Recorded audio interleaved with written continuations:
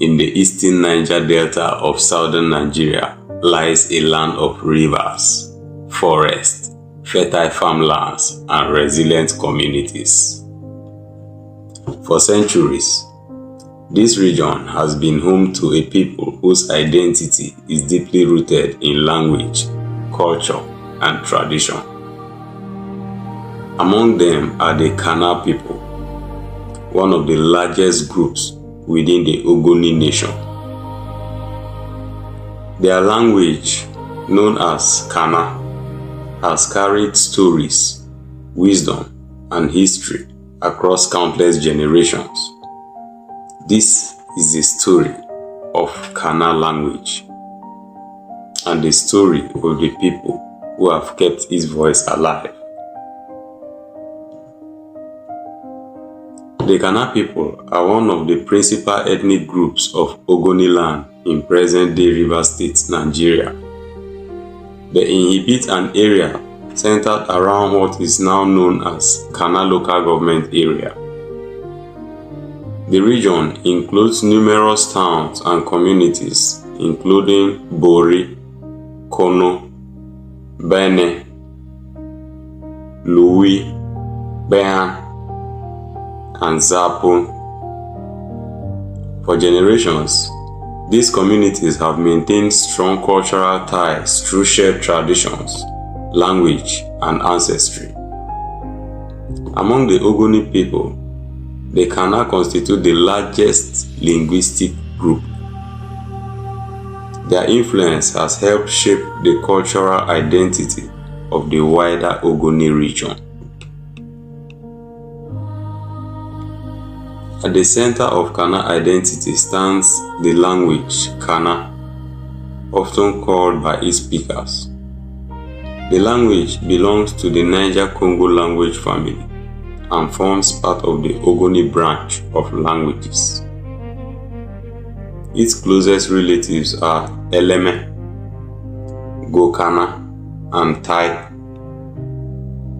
Although related, each remains a distinct language with its own vocabulary, pronunciation, and cultural expression. Khana is the most widely spoken of the Ogoni languages and remains a vibrant means of communication in homes, markets, churches, and community gatherings. For many speakers, the language represents a direct connection to their ancestors and heritage. The origins of the Khana people, like those of many Niger Delta communities, are preserved largely through oral traditions. For centuries, elders passed historical knowledge from one generation to the next. Stories of migration, settlement, and community formation became part of collective memory. Long before colonial rule, the Khana people had developed organized communities supported by farming, fishing, trading, and social institutions. Their environments provided abundant resources and helped shape their way of life. The rivers nourished the land, the forests supplied materials and food, and the language preserved the knowledge needed to thrive. For generations, Khana culture had been sustained through oral traditions. Before widely spread literacy, stories served as living classrooms. Elders shared folk tales that entertained while teaching important lessons. Proverbs communicated wisdom in concise and memorable ways. Songs celebrated harvests, marriages, community achievements, and historical events. These traditions transformed language into a living archive. Every proverb carried meaning. Every story preserved memory. Every song connected people to their language. Traditional Khana society has long depended on agriculture. Families cultivate crops such as yam, cassava, cocoyam, maize, and vegetable. Fishing also contributes to local livelihoods through the region's rivers and waterways. Community cooperation remains a defining feature for life. Planting and harvesting often involve collective effort. Neighbors support one another during important events and ceremonies. The spirit of cooperation has strengthened communities across generations. Music and dance occupy a central place in Khana culture. Traditional drums provide rhythm for celebrations and ceremonies. Colorful performances bring people together. Festivals often feature traditional dances, songs, masquerades, and displays of cultural pride.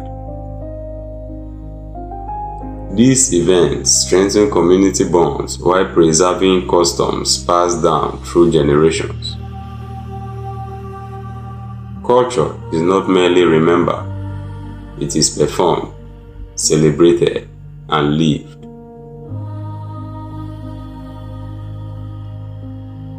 The modern history of the Khana people cannot be told without mentioning one of Ogoni land's most famous songs, King Sarowiwa. Born in Pori, he became internationally known for drawing attention to environmental and human rights issues affecting the Ogoni people. His advocacy brought global awareness to Ogoni land and its communities. Through his work, many people around the world first learned about the culture, challenges, and resilience of the Ogoni people. Like many indigenous languages around the world, Khana faces challenges in modern era. English dominates formal education and government administration. Nigeria Pidgin is increasingly used in urban settings. Globalization introduces new influences into daily life. Yet, despite these pressures, Khana remains one of the strongest indigenous languages in Rivers State. Families continue to speak it at home. Churches use it in worship. Writers and educators continue efforts to document and preserve it. Each generation that learns the language helps secure its future. Language begins with everyday interaction. Among commonly used Khana expressions are mi, meaning hello, ba, welcome, di, thank you. Though pronunciation may vary between communities, these expressions reflect the warmth and hospitality of Khana culture. Each greeting represents more than words. It represents belonging. Across the rivers, forests, and farmland of Ogoni land, the voice of Khana continues to endure. A voice shaped by history, a voice strengthened by culture, a voice carried by generations of storytellers, farmers, musicians, and community leaders. The Khana language is more than a means of communication. It is a living record of a people's journey. And as long as it continues to be spoken, taught, and celebrated, the heartbeat of Ogoni land will continue to be heard.